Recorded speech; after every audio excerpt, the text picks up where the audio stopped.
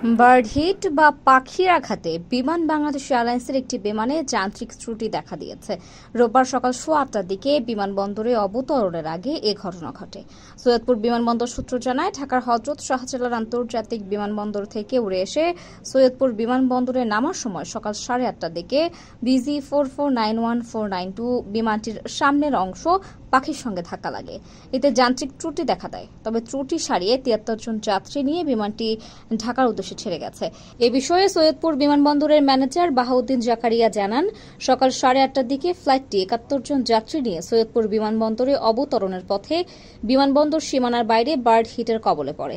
এতে বিমানে যান্ত্রিক ত্রুটি দেখা দেয়। ত্রুটি সারাতে গিয়ে সময় নেওয়া হয়। এর 4 ঘণ্টা পর বিমানটি 73 জন যাত্রী নিয়ে ঢাকার উদ্দেশ্যে ছেড়ে যায়।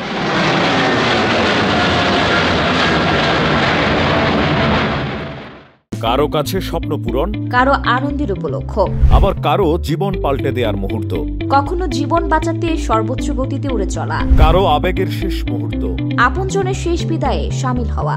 এমন সব ইচ্ছে পূরণে সর্বনিম্ন ভাড়ায় দ্রুতগতির বাহন প্রবাসী হেলিকপ্টার। আপনার প্রয়োজনে যোগাযোগ করুন আমাদের হটলাইনে।